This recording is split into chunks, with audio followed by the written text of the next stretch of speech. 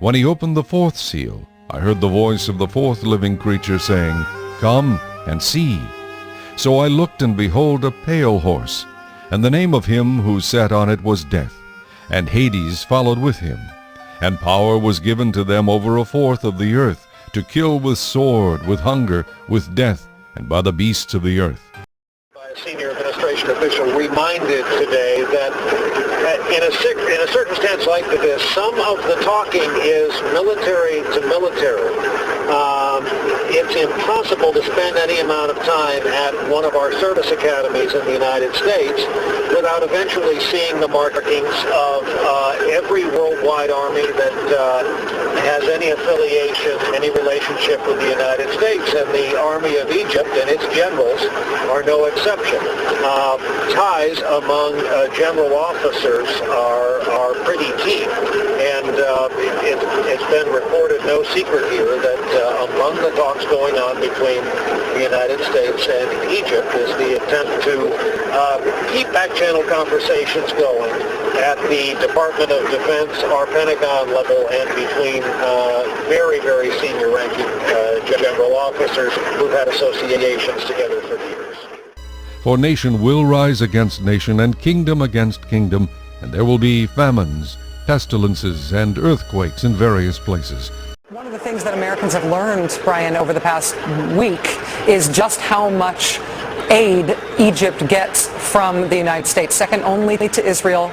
They have the 10th largest army in the world because, in part, we fund it so well, and they have their tanks are American tanks, their fighter jets are American fighter jets. We've all learned about that. It's been a crash course. We know the military ties are close, but why is U.S. pressure so crucial? Is the U.S. position on this so important to what happens in Egypt just because of that money, or is the influence to be understood as something greater than that?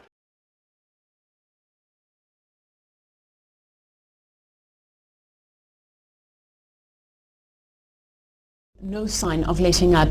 Pro-Mubarak demonstrators out there in Tahrir Square clashing with the anti-government demonstrators. This is the 9th day of demonstrations, but this is certainly the first day that we've seen such violence, barring aside the first day.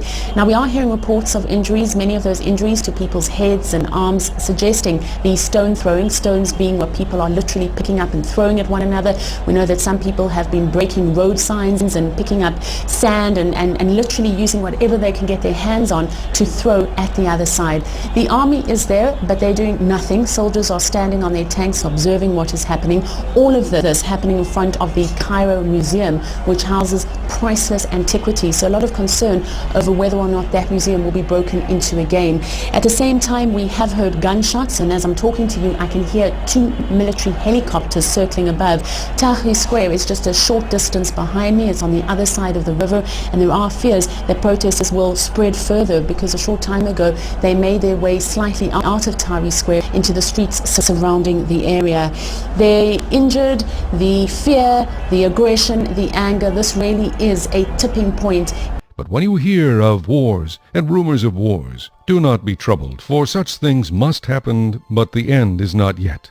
If the rumors are to be believed, what we do understand is that on the clothing of some of those pro-government supporters were police ID. People have been asking the question, where have been the police the last few days?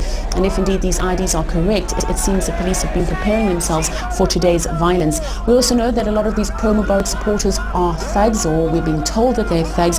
We're also being told, and we have been told since the early hours of this morning, that people have been coming to the streets because they've been paid to go out to the streets and show their support to Mubarak. What is significant about these demonstrations is that until now this has been a leaderless protest. There has been a lot of talk about the fact that the various opposition groups have come together, but not under one banner.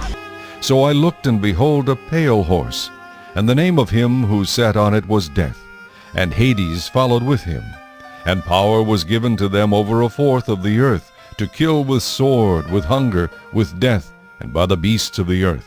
The United States and that the US is meddling in internal Egyptian affairs. The same message was put out by the Russian Foreign Minister Sergei Lavrov. He has called on the world community to allow Egyptians to decide for themselves.